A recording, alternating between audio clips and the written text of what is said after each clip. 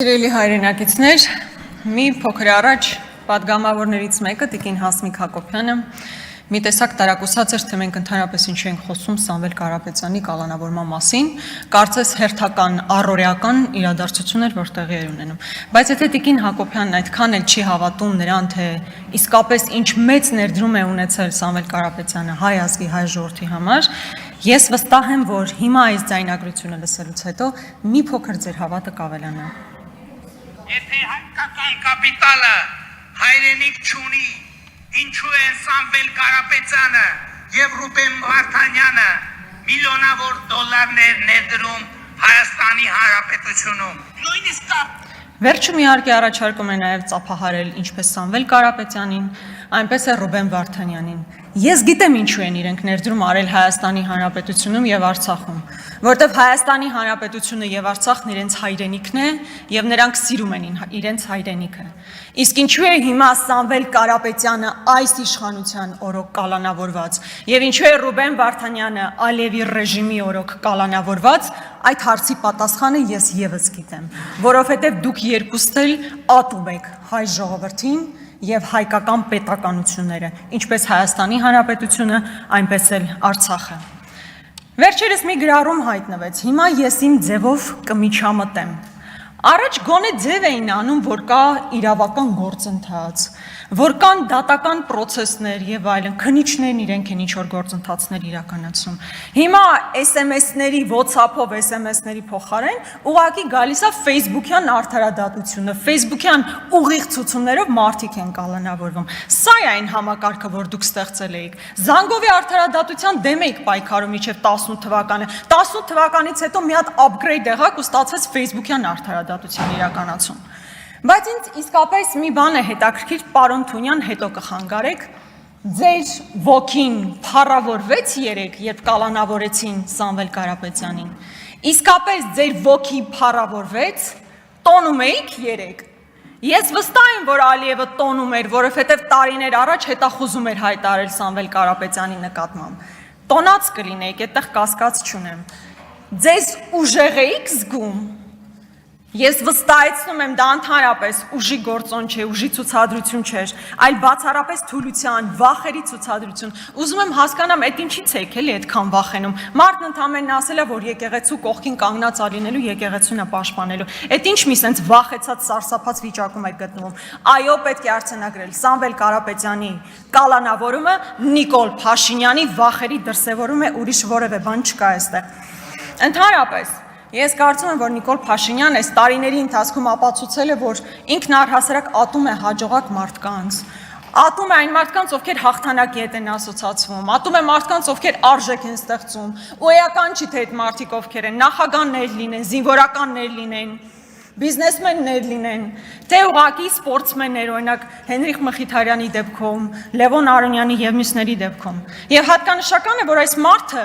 երկրի սահմաններից դուրս թշնամիներ չունի, իր բոլոր թշնամիները Հայաստանի Հանրապետությունում են։ Հայի անուն ազգանուն ունեցող մարդիկ են միայն նրա թշնամիները, որտեղ այլ ձև չես կարող բացատրել, թե ինչպես օրինակ Նիկոլ Փաշինյանը այսպես վիզը ծուր կանգնում Ալիևի առաջ ասում, արի գնանք սուրճ խմենք,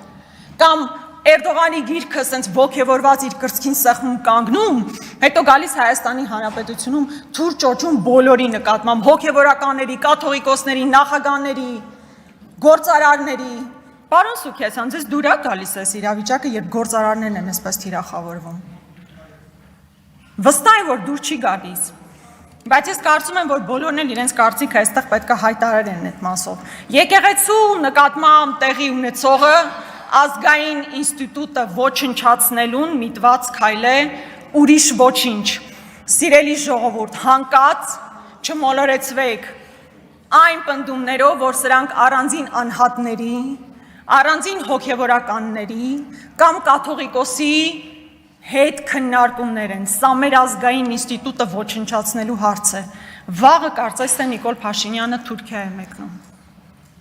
Գոհ կլինեն այնտեղ ձեզանից։ Շատ գոհ կլինեն, վստահ եմ գոհ կլինեն։ Նախ այստեղ իհարկե կարևոր է հասկանալ, թե Թուրքիա գնալը ինչ օրակարգ ունի, այնտեղ ինչ է քննարկվելու։ Բայց քանի որ շատ է խոսում նաև սրբապղծություններից, ես ուզում եմ ասել, թե ինչն է ինձ համար սրբապղծությունը։ Սրբափոխություն է այն, որ միայն նրա համար, որ ձեզ դավաճան չասեն, միայն ձեր մաշկի կաշվի փրկության համար, հազարավոր տղաների կյանքը դրեցիք զոհասեղանին։ Միայն նրա համար, որ ձեր կաշին փրկեք։ Սրբափոխություն է, երբ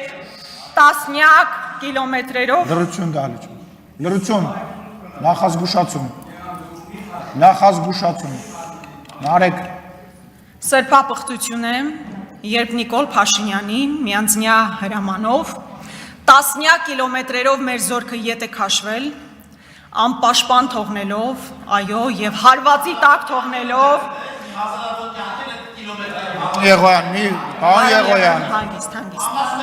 Պարոն Եղոյան, հանգիստ,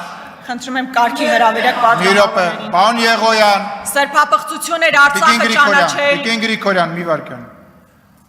Ազգային ժողովի կանոնակարգին համաձայն նկատողություն եք ստանում, պարոն Եղոյան, նախազգուշացում եք ստանում եւ նույնը ձեզ է վերաբերում, պարոն Ղարամանյան եւ պարոն Եղոյան, նախազգուշացում։ Տիկին Գրիգորյան, շարունակեք, ես ձեզ Ղարամանյանը земլякը սա ոչինչ թեթև տանենք։ Արցախ սրբափոխություն էր Արցախը ճանաչել Ադրբեջանի կազմում, որի հետևանքով արդյունքում այո եղավ էթնիկ զտում եւ Արցախն ամբողջությամբ հայաթափվեց։ Այո, սրբափոխություն էր, երբ Արցախի վրա հարձակում կար, իսկ Նիկոլ Փաշինյանը ուղիղ եթերով հայտարարում էր, որ որևէ վտանգ, սպառնալիք չկա քաղաքացիական հասարակությանը։ Սա սրբափոխություններ են, այո։ Եվ այստեղ պարոն Թունյանը գնաց, ես զարմանում եմ իր զարմանքի վրա, որ մենք ասում ենք, լավ, հիմա ստեղծված իրավիճակում եկեղեցուն հարվածի տակ դնելը, կաթողիկոսի մասին խոսելը, հոգևորականների մասին խոսելը, ինչ նպատակ է հետապնդում եւ իսկապես մեր անմիջական հարևանությամբ տեղի են ունենում աշխարհաքաղաքական լուրջ վերադասավորումներ։ Միջուկային պատերազմից, այո, ով էր զարմանում պատերազմ բառից, այո, միջուկային պատերազմից 5 պակասը։ Ամեն մեկս ամեն առավոտ արթնանում ենք, կարծում ենք մի հատ հասկանանք Տրամփն ինչ դիրքորոշում է հայտնել։ Իսրայելը ինչ է իրականացնել, հասկանալու համար ինչ է տեղի ունենալու մեզ հետ։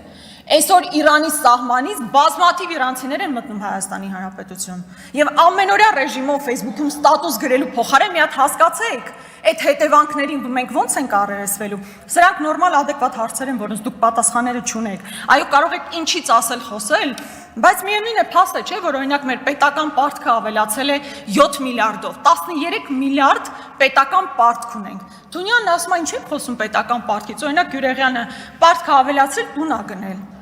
Ճիշտ է ասում, բայց նա պիտի ասի մեր պետական պարտքը, որ ավելացել է։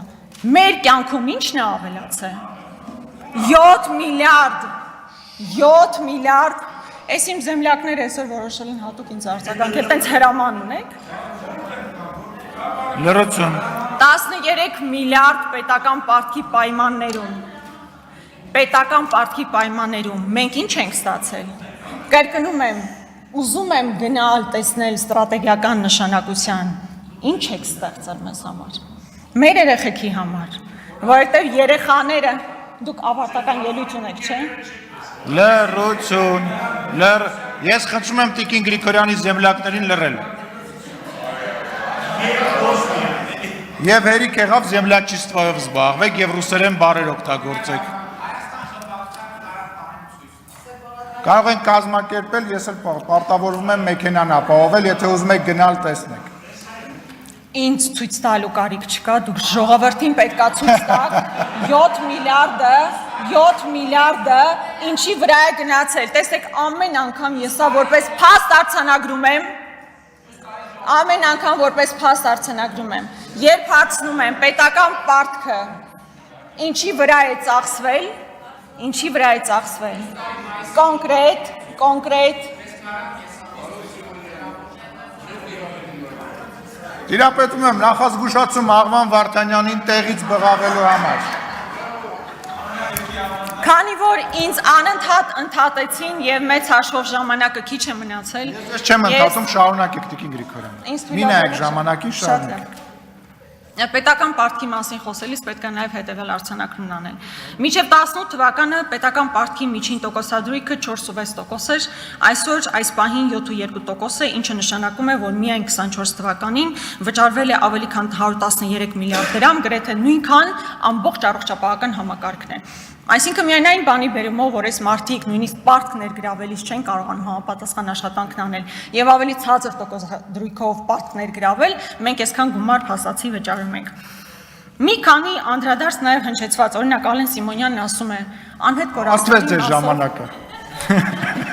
Ասում է օրինակ անհետ կորածների մասով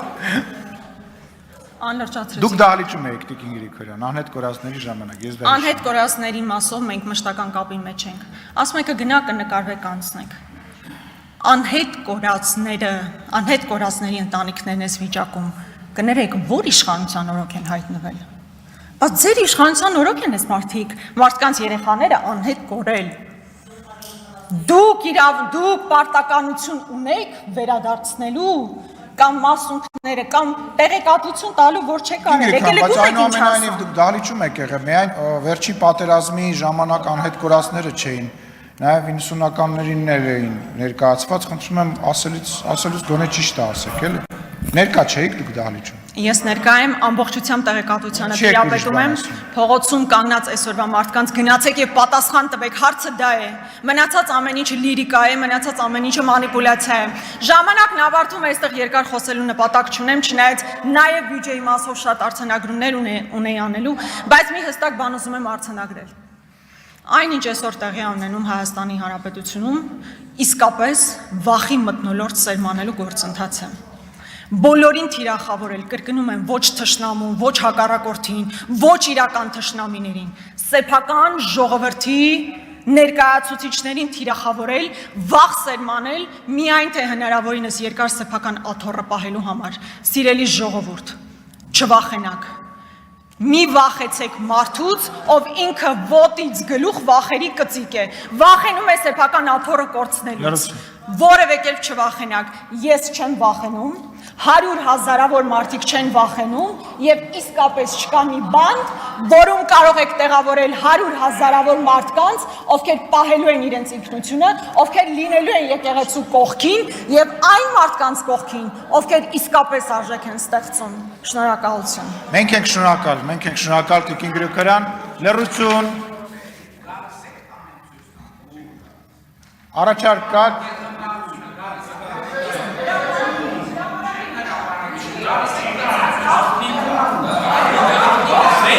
Լավ, դահլիճում լրություն, պարոն վարչապետ, դրա մասին ելույթի ժամանակ։ Տիկին Գրիգորյան, զբաղեցրեք ձեր տեղ։